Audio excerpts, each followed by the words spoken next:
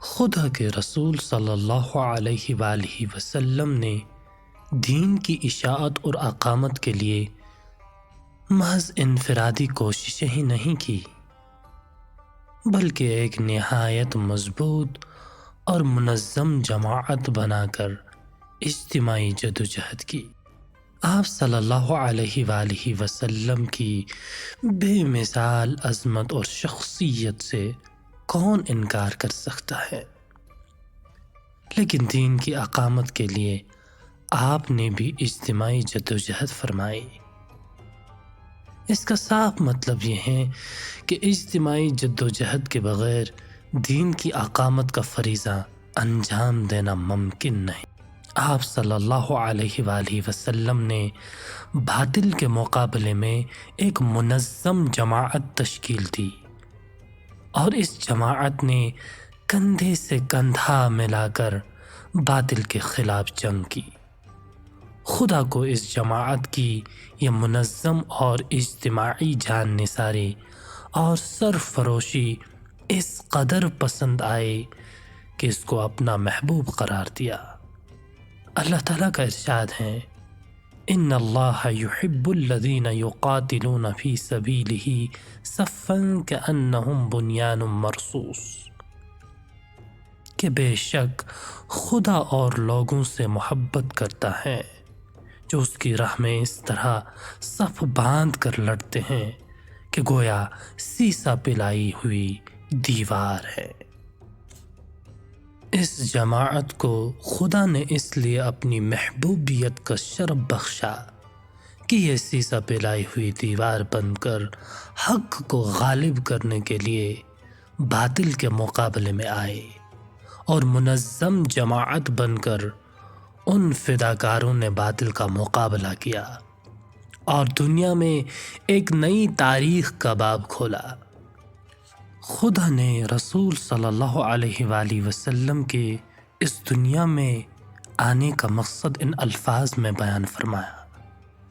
هو الذی ارسل رسولہ بالہدی ودین الحق لیظہرہ علی الدین کلہ ولو کرہ المشرکون، کہ وہ اللہ ہی ہے جس نے اپنے رسول کو ہدایت اور دین حق کے ساتھ بھیجا تاکہ وہ اس دین کو تمام دینوں پر غالب کر دے،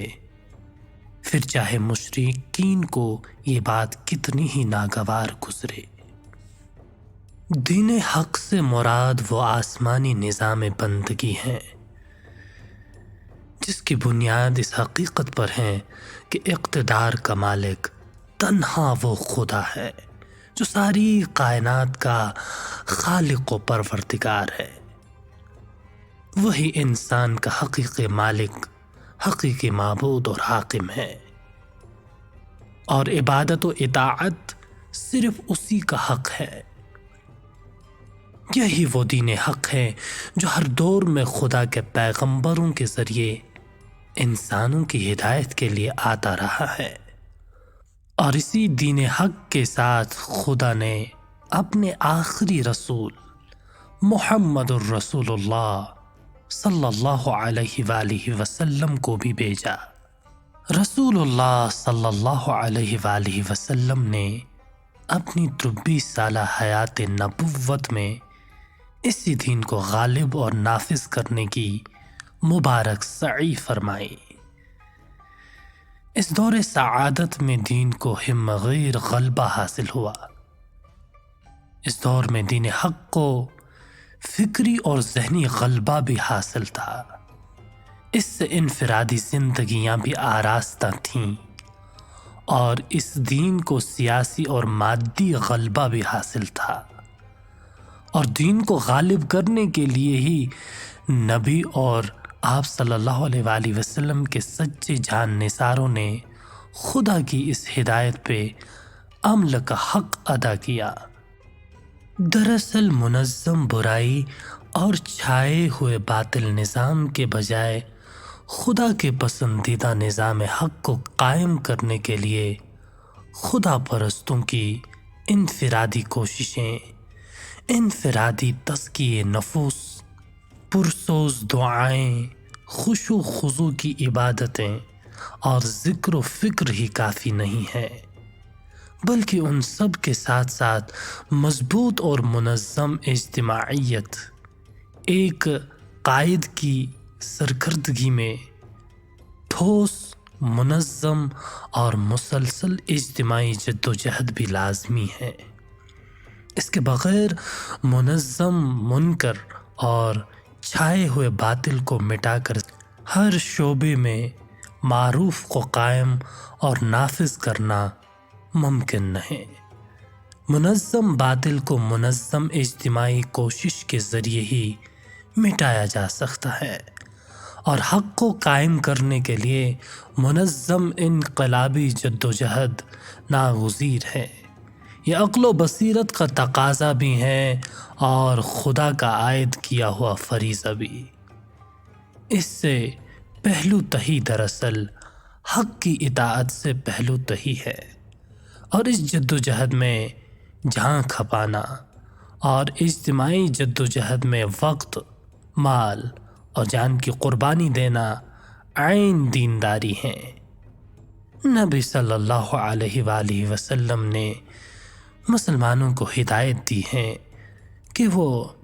جماعتی زندگی گزاریں اور دین کے لیے اجتماعی جدوجہد کرتے رہیں، کیونکہ حضرت حارث اشعری رضی اللہ تعالیٰ عنہ کا بیان ہے کہ خدا کے رسول صلی اللہ علیہ وآلہ وسلم نے ارشاد فرمایا، میں تمہیں 5 چیزوں کا حکم دیتا ہوں: جماعت سے رہنے کا، سننے کا یعنی جماعت کی بات سننے کا، اطاعت کرنے کا، ہجرت کا، اور خدا کی راہ میں جہاد کا۔ اس ہدایت کا منشا یہ ہے کہ مسلمان جماعتی زندگی گزاریں، اپنا ایک سربراہ منتخب کریں، اس کے حکم کو سنیں اور اس کی اطاعت کریں، دین کے لیے اپنا وطن بھی چھوڑیں اور دین کو قائم اور غالب کرنے کے لیے ہر طرح کی اجتماعی جدوجہد کریں۔ دین کی بنیاد پر بننے والی اجتماعیت اور دین کی اشاعت اور اقامت کے لیے اجتماعی جدوجہد کرنے والوں کی قدر و قیمت خدا کی نظر میں کیا ہے، اس کی ایک جھلک ذیل کی حدیث میں ملے خط کیجیے۔ عمر بن عتبہ کا بیان ہے کہ میں نے رسول اللہ صلی اللہ علیہ وآلہ وسلم کو یہ ارشاد فرماتے ہوئے سنا کہ قیامت کے دن خدا رحمان کے دائیں جانب کچھ ایسے لوگ ہوں گے جو نہ تو نبی اور نہ شہید، مگر ان کے چہروں کا نور دیکھنے والوں کی نظر کو خیرہ کر رہا ہوگا۔ ان کے بلند مقام اور اونچے مرتبے کو دیکھ دیکھ کر نبی اور شہید خوش ہو رہے ہوں گے۔ لوگوں نے پوچھا، اے اللہ کے رسول، یہ کون لوگ ہوں گے؟ فرمایا، یہ مختلف قبیلوں اور مختلف بستیوں کے لوگ ہوں گے جو دنیا میں اسلام لائے اور قرآن سیکھنے اور سکھانے اور اللہ کو یاد کرنے کے لیے اکٹھے ہوتے تھے۔ اس طرح یہ لوگ بہترین پاکیزہ باتیں چنتے تھے، جس طرح کھجور کھانے والا اچھی اور لذیذ کھجوریں چنتا ہے۔